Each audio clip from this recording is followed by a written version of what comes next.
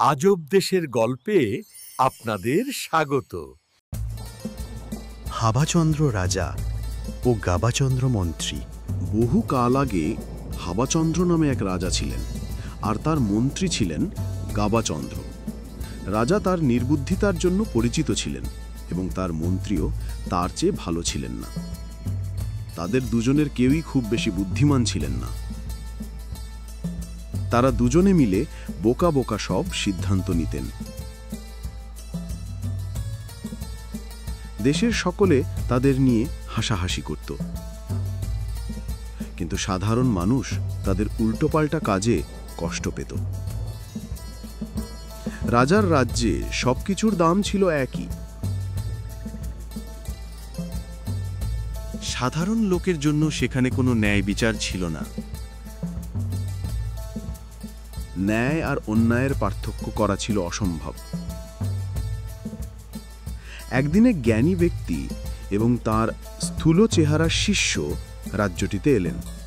তারা ক্লান্ত হয়ে একটি বিশাল গাছের নিচে বিশ্রাম নিচ্ছিলেন। তখন শিষ্যটি বলল, গুরুমশাই, আমি যাই, আমাদের জন্য কিছু খাবার কিনে আনি। কিন্তু সে কেবল বাতাসা নিয়ে ফিরল। এখানে সবকিছুরই একই দাম দেখে সে খুব খুশি। কি, সবকিছুর দাম একই? এটা তো আর ন্যায় নয়। আমাদের এই জায়গা ছেড়ে এক্ষুনি চলে যেতে হবে। যেখানে ন্যায্যতার কোনো মূল্য নেই সেখানে থাকা বিপজ্জনক। কিন্তু গুরুমশাই, এই শহর তো একটা স্বর্গ। শিষ্যটি যেতে কিছুতেই রাজি ছিল না। জ্ঞানী লোকটি তখন চলে গেলেন, কিন্তু ছাত্রকে সতর্ক করে বললেন যে সে যদি কখনো বিপদে পড়ে তবে যেন তাকে স্মরণ করে। শিষ্যটি এইভাবেই খেয়ে দেয়ে খুশিতে দিন কাটাতে লাগলো, আর দিন দিন আরো মোটা হতে লাগলো। এমনই একদিন রাতে এক চোর একটি কাদামাটির দেওয়ালে গর্ত খুঁড়ে একটি ঘরে ঢোকার চেষ্টা করছিল।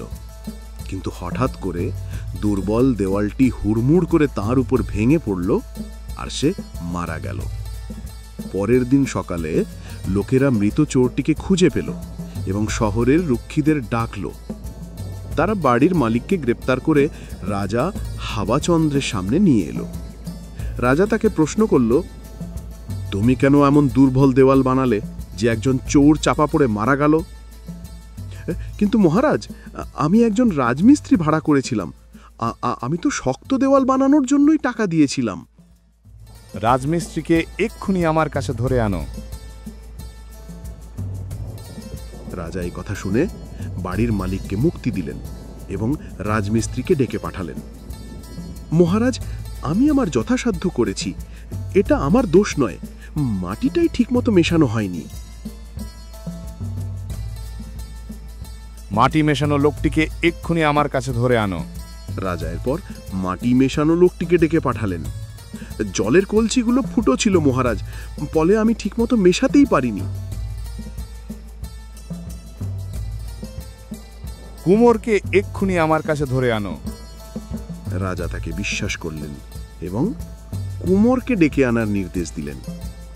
মহারাজ, আমি কলসিগুলো তৈরি করেছিলাম ঠিকই, কিন্তু জ্বালানি কাঠ খারাপ ছিল, সেগুলো ঠিকমতো পড়েনি। জ্বালানি কাঠ বিক্রেতাকে এক্ষুনি আমার কাছে ধরে আনো। রাজা এবার জ্বালানি কাঠ বিক্রেতাকে দোষ দিলেন, বিশ্বাস করলেন যে সবকিছুর মূলে সেই। রাজা জ্বালানি কাঠ বিক্রেতাকে শুলে চড়িয়ে মৃত্যুদণ্ড দেবার নির্দেশ দিলেন। কিন্তু কাঠ বিক্রেতা এতই রোগা ছিল যে শুলদণ্ডটি তার জন্য কাজ করল না। জল্লাদেরা লজ্জিত হল এবং রাজাকে গিয়ে খবর দিল। মন্ত্রী বলল, যদি শুলদণ্ড কোনো রোগা লোকের ওপর কাজ না করে তবে আমাদের একজন ভারী লোকের দরকার। রাজা তখন মন্ত্রীকে বলল, তুমি এক্ষুনি বাজারে যাও, প্রথমেই যে মোটা লোকটিকে দেখবে তাকে ধরে আনো, আমরা এর বদলে তাকেই শুলে চড়াবো।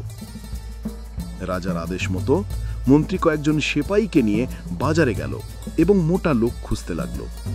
খুঁজতে খুঁজতে তার চোখ পড়ল সেই গোলগাল চেহারার শিষ্যটি, যে নিশ্চিন্তে রাস্তার ধারে বসে মিষ্টি খাচ্ছিল। মন্ত্রী হেসে বলল, একে রাজার কাছে নিয়ে চলো।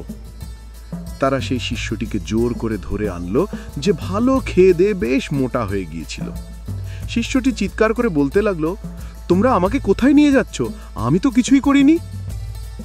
ঠিক তখনই তার শিক্ষক শহরটিতে এসে পৌঁছলেন এবং যা ঘটেছে তা শুনতে পেলেন। তিনি দৌড়ে গেলেন তার ছাত্রের কাছে। থামো, এ তো নির্দোষ। যদি কারো মরতেই হয় তবে সেটা আমি হব।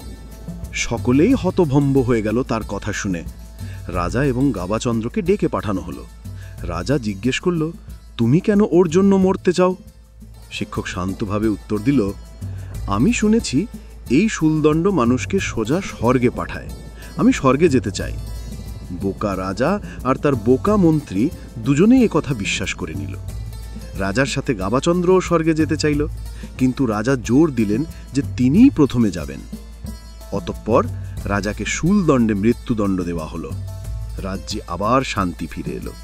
শিষ্য এবং শিক্ষক দুজনেই একসঙ্গে শহর ছেড়ে চলে গেলেন এবং শিষ্যটি অবশেষে তার গুরুর জ্ঞান বুঝতে পারল। গল্পটি দেখার জন্য আপনাকে ধন্যবাদ। যদি ভালো লাগে তবে লাইক দিন ও সাবস্ক্রাইব করুন।